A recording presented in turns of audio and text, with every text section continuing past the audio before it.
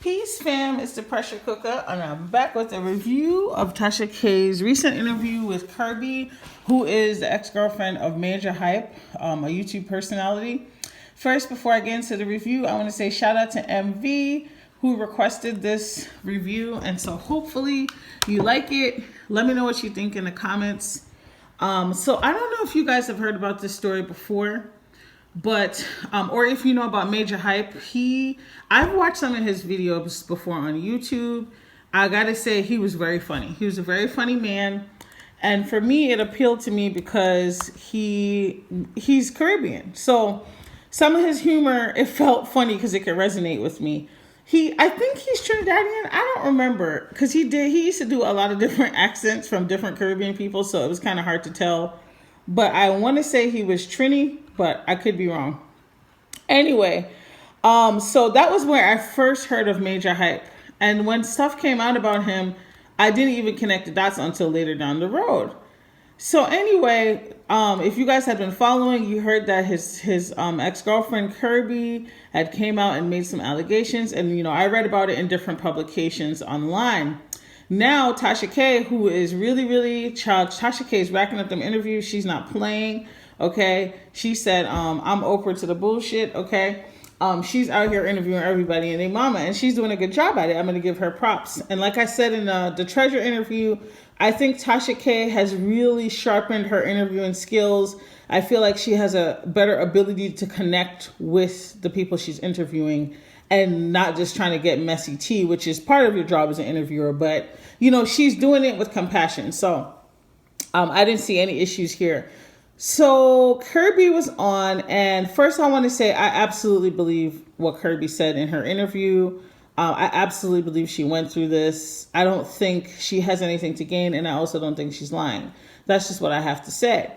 Kirby outlined, this is why I titled it The Threesome from Hell, honey. Hopefully my video don't get shut down. But it was a threesome from hell because, a lot of the things that she outlined, or when it felt like most of the abuse in her relationship happened, started with the alleged threesome incident. So before that, I think she said she was a police officer, and then she ended up dating Majah Hype, and then they became a couple. And it's my understanding that in the interview with Tasha, she revealed that some threesome was scheduled with some girl named Jasmine. And I guess Jasmine was paying her more attention than him, and things went south. And then he just snapped. Like, it literally sounded like he snapped. And he punched, according to Kirby, he punched a woman in her chest and just started doing stuff to her. And then somehow I think she got involved, and then he started hitting her, and she was just so shocked. I think she tried to run out of the hotel room, and he dragged her back in there. It was awful, guys. It sounds like it was hours of abuse, because then he had a gun and he was threatening to shoot them and himself. Then he threatened to kill himself. This man sounds very, very disturbed, and he sounds very, very violent. Now, this just sounded agonizing. Listening to that incident, it sounded like she was going through hell. And honestly, it reminds me of those shows on the Investigation Discovery when sometimes the victims have to kind of align with the abuser to survive the incident.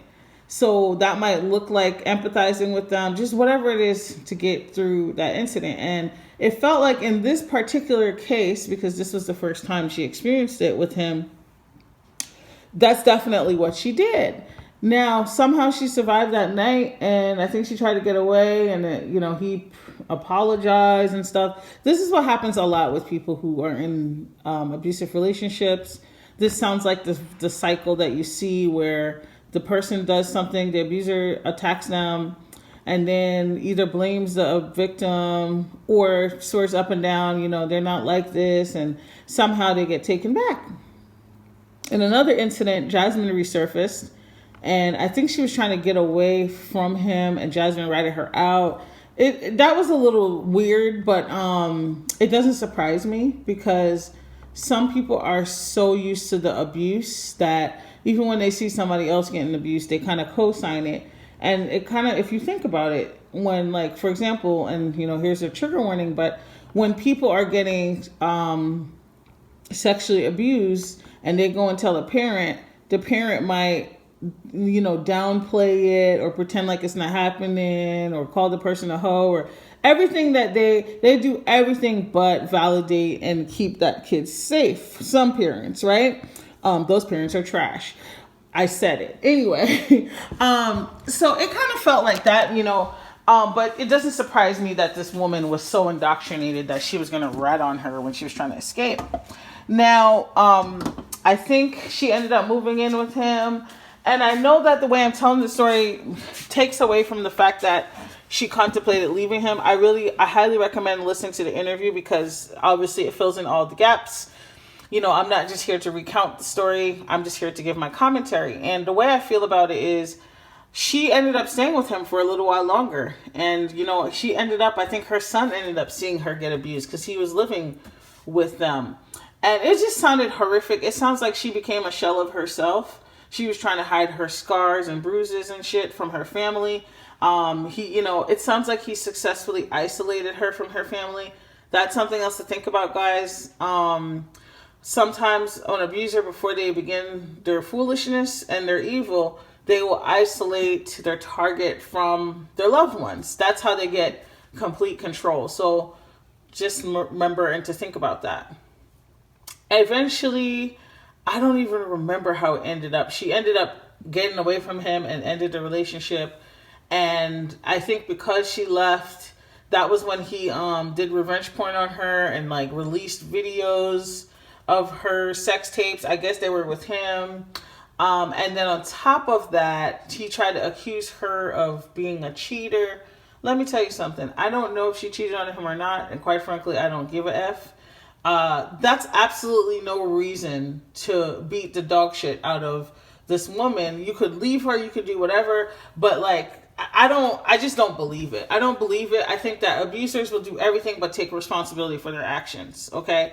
And that is a pattern that I've seen over and over and over with the people that I work with, whether it's adult abusers or, adults perpetrating against children. They very seldomly take responsibility for their actions unless they have something to gain from it.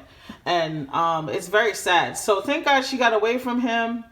And she said she wants to look back into becoming a cop again. I hope this makes people realize it doesn't matter, how much training you have. She probably could defend herself, but this is a grown-ass man, okay? And he doesn't look short either.